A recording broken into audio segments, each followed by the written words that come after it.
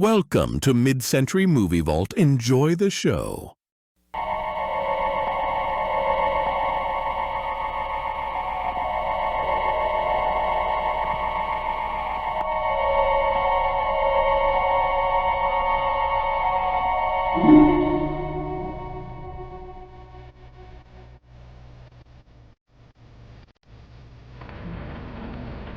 Good evening.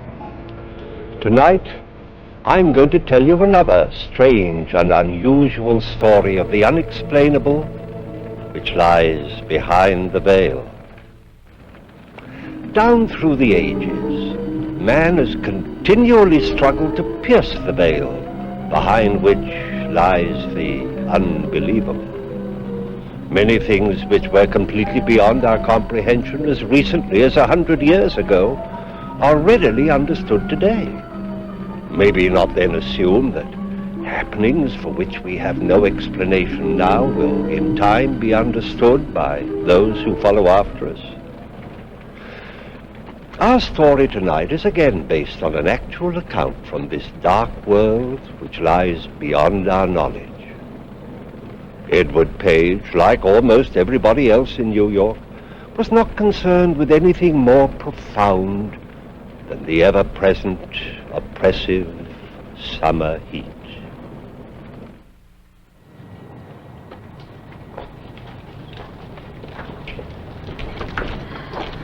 Good evening, Mrs. Foley. Good evening. Good evening, Mr. Paige. Oh, it's awful hot, ain't it? It's the humidity, Mrs. Foley. That's what's bothering you, the humidity. Maybe, but this heat ain't doing me much good either.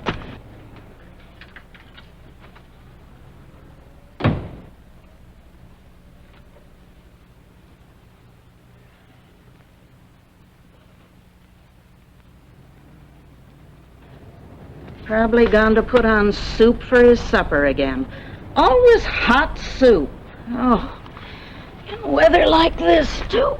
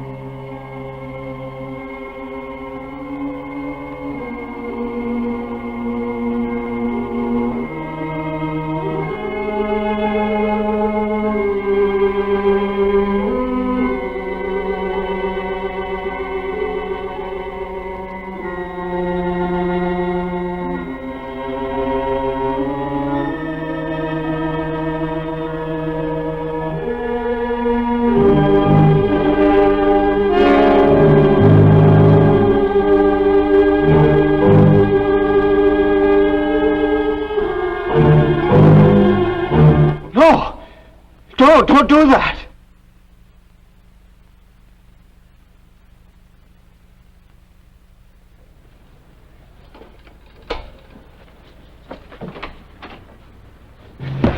It's murder. I saw a man kill a woman. Where?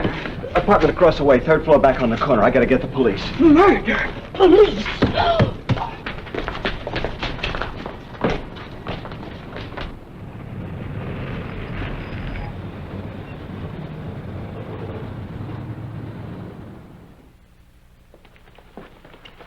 Sure that's the right apartment? I'm positive, Lieutenant.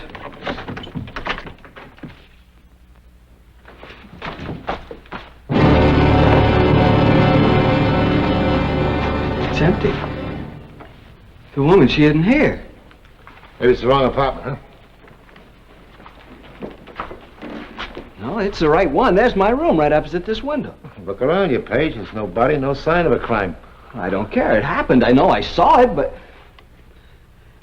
I don't know what happened to the furniture.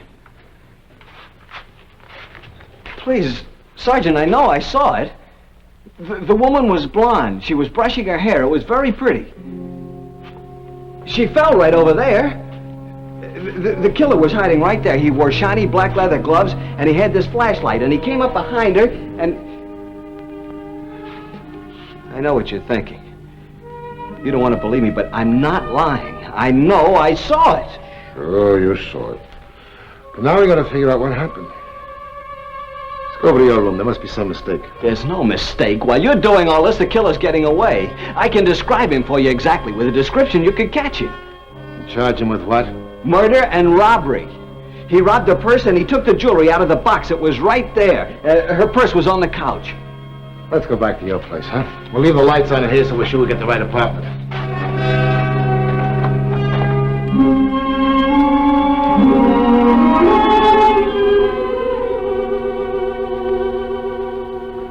That's the one.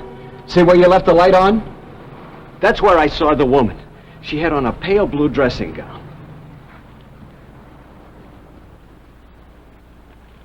Please, Lieutenant Davis, say you believe me. Say that I really saw what I saw. Mr. Paige, it's been a hot day. Now, you were tired, what, with just coming home from work and all? You heard what the janitor at the apartment house said? No blonde. And nobody in that apartment for the past month. It's for rent. I saw it. You didn't eat your dinner. Lots of times I get lightheaded when I'm real hungry. Now, why don't you be a good fellow and sit down and finish your dinner and you'll forget all about it. You'll feel better.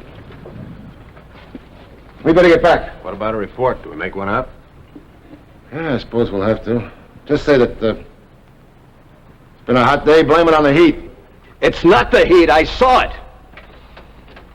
If you won't believe me, I'll find someone who will.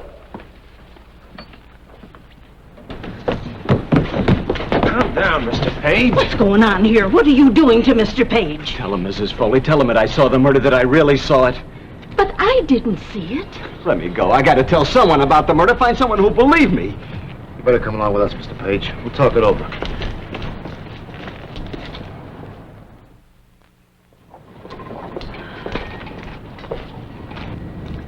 I beg your pardon. I'm trying to find the apartment that's for rent.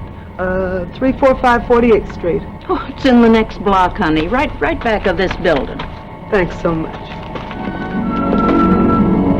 In the next block, she wants an apartment.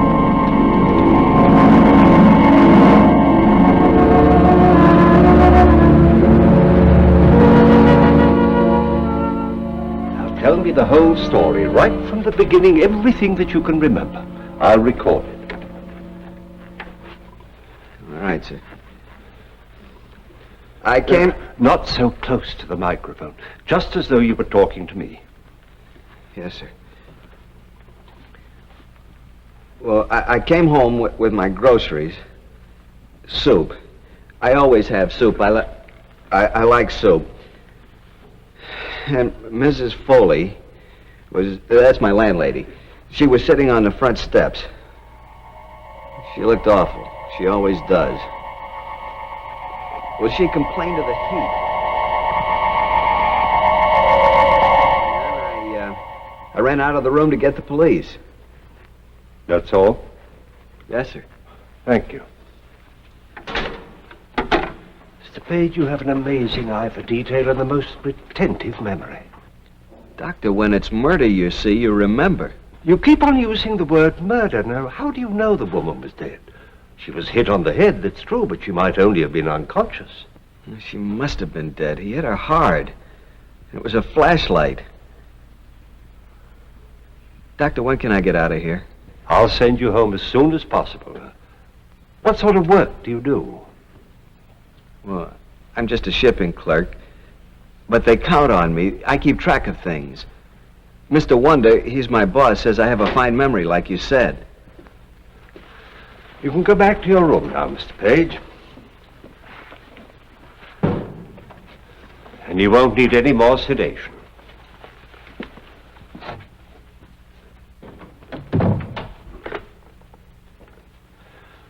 Send Lieutenant Davis and Sergeant Fenton in.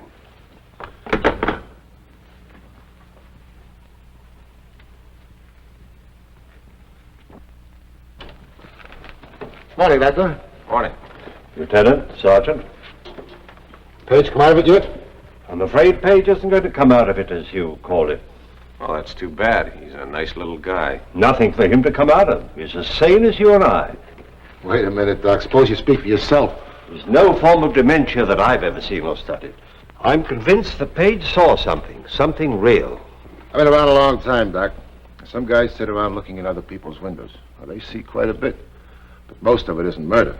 Paige didn't seem like that kind of man. He was worried and scared by what he saw. I don't think he's that kind of man either. Paige is an oddball. He doesn't add up. Everything says he's honest. But he tells us a story we can't believe. We'll keep him here a little longer. I'll run some tests on him. I've never seen a case like this before. That's your worry, Doctor. Ours is over. We go on the facts, and there aren't any in this case.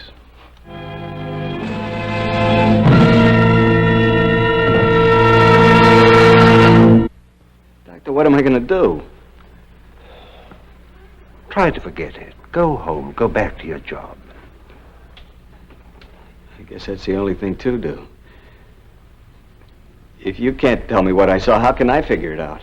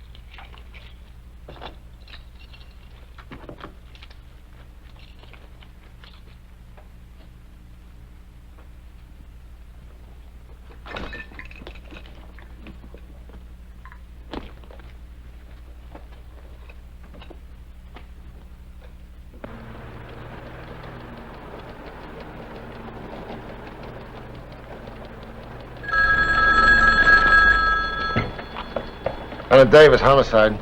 Go ahead. Hey, what's the address? Would you mind repeating that address, please? What's the apartment number? Hey, we're on our way. What's the matter, Lieutenant? That murder Paige told us about just happened. Dr. Mason, please. Blue dressing gown. She was brushing her hair. It's real pretty, too.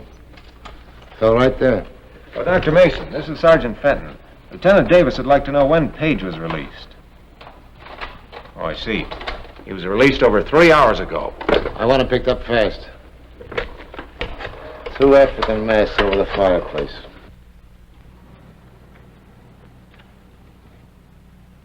Sergeant Fenton, Hang up. I'll call you right back.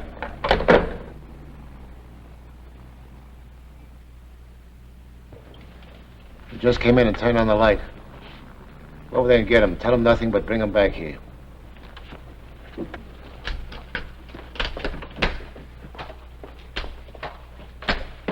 Lieutenant? Hey, Doc. Hot night. Miserable weather. Good looking woman.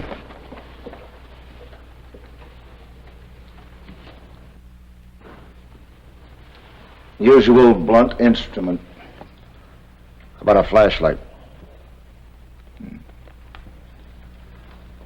Ever hear of a murderer describing his crime to the police before he commits it? Sure thing. Makes a killer a big man. Dare you to catch me kind of thing. I wish this were that simple. The only trouble is he described the furniture in here ahead of time. There was no way he could have seen it. Sound like you need some salt tablets. This heat's murder. Yeah, there's nothing I can do. I'll send the boys up.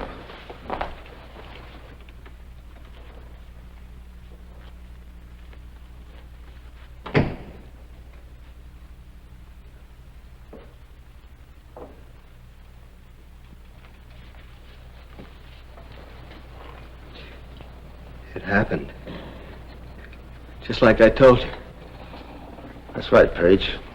Just like you told us. Everything's the way I saw it. You left the hospital 3 hours ago. Did you come right straight here? I walked for quite a while. I just got home. I don't mean that. I meant here, this apartment. Why would I come here? Nobody believed you when you told us the story about the murder. It's upset you, made you mad. You decided you're going to show us. You came home, you saw the apartment was rented, so you came over here and you killed her. No, I didn't come over here. Paige, why don't you make things easy for everybody? We both know you can't see a killing and then suddenly 3 days later it happens. But it did. I described the killer for you. And the killer is you. Quit stalling. Why don't you admit what you did? Tell us what you did with the flashlight and the gloves you used. Lieutenant Davis, these bills, they're for this furniture. From 3 different stores. Sergeant, let's stick to what we're doing. There's no other answer. Paige, you killed her. But Paige described this furniture before the woman even bought it. And she was in Chicago 3 days ago. She's never been in New York before in her life. How could Paige have described her? I'm willing to admit I can't explain how he could describe the furniture or the woman. But I do know how he had a chance to come over here and kill her. But I didn't, Lieutenant. I didn't kill her. If we don't all keep calm around here, I'm the one that's going to wind up in Bellevue. Let's face it, Paige. You could have prevented all this. If you guarded the apartment, you might have saved her life. Nevertheless, you're still my #1 suspect. I saw the killer. That means you can find him. I gave you a description. I know I have. But it's not enough. Let's get out of here.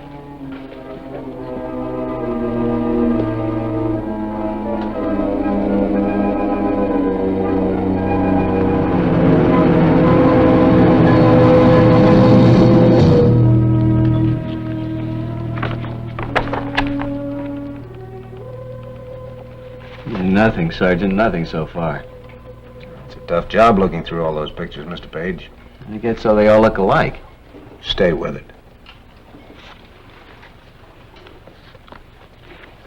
It's a pretty good description you got out of him, Doc.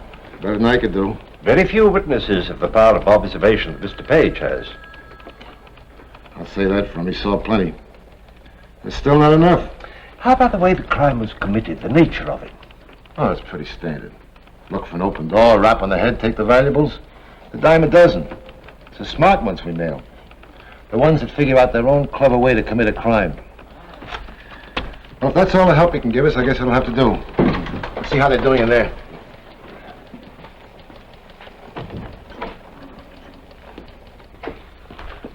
That might be. The face might be the same.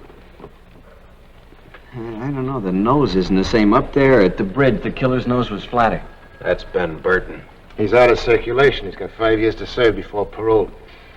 I don't think it's any use. Of course it's some use. A woman's been murdered here. Let's start all over again. Now, gentlemen, please relax. Now, there's a very good idea. Let's all have a cup of coffee, and perhaps it'll clear our thinking. Now, Mr. Paige, you've been most cooperative, but if we could help you to remember just one more thing. All right, Doctor. When you saw him hit her, what did you do? I hollered. No, don't do that. Did he hear you? Well, no, he couldn't hear me because the window was closed and his ear... Wait a minute. His ear, his left ear, it was, what do you call it? Prize fighters have them. Cauliflower ear? That's it, his left ear, he had one. That does it. That's what I need. Something to work on. Come on, Fenton. We'll get out the new description on it. This time we'll add a cauliflower left ear. Well, Mr. Paige, I think you can go home now. I'd rather not. I couldn't sleep now. Not until the job's finished. I need to talk to that man.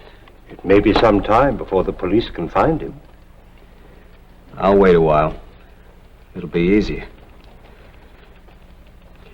You see, Dr. Mason, you want to know what this is about because you're a psychiatrist. I have to know just to be able to live with myself.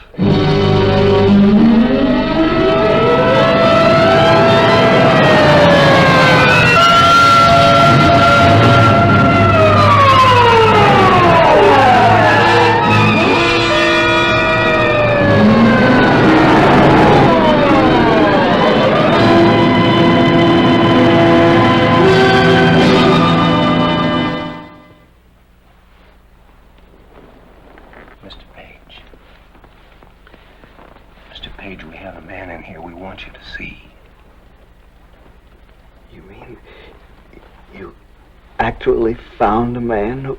He matches your description exactly. Everything is the same. Can we see him?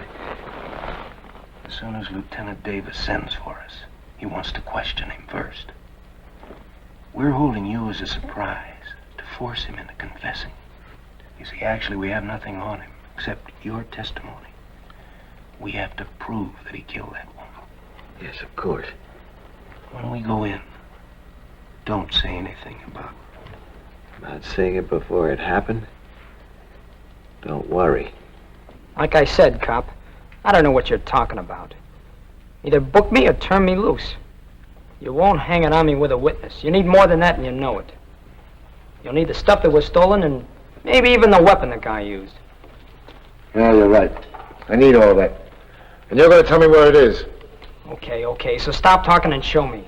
Bring on your witness. Let's see what you've got.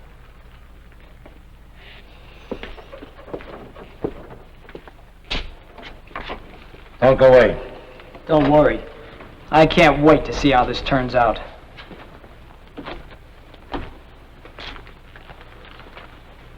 That's him. That's the man. That's him. That's the man. Sit down, Kerwin. See? See the ear? Tell him, Paige. Tell him what he did. He knows.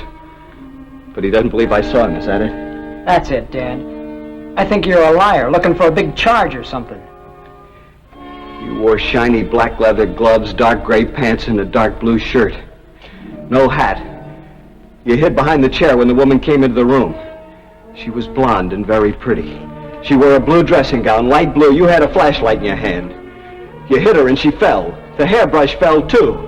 You turned and took the jewelry out of the jewelry box, stuffed it in your pocket, went over to the couch, emptied her purse, and you left. It's a frame-up. Nobody see me do anything. You're trying to scare me. This guy's a fake. You brought him in just to work on me. The arm. When he put his left arm around her neck, she bit him. That's why he rubbed his arm. Maybe the bite mark's still there. Roll up the sleeve, Fenton.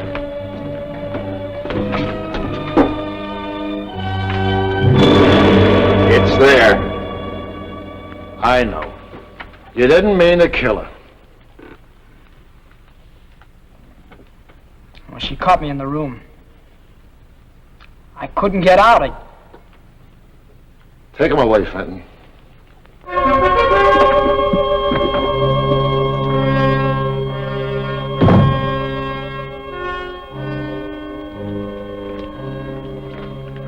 Try to forget it, huh, Paige?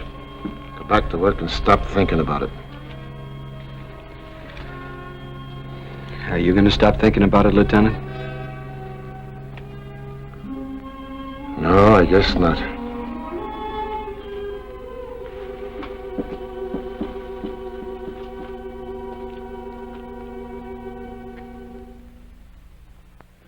Edward Paige returned to work 2 days later, but he was not, nor would he ever be, the same man who left work such a short time before. Paige's experience was an example of what is defined as precognition, the ability to foresee the future. Throughout history, there have been many such instances, reported and documented. How does it happen? Why? I'm afraid the explanation is still beyond our understanding, at least for the moment. Please join me again for another journey into that real but unexplainable world which lies behind the veil. Good night.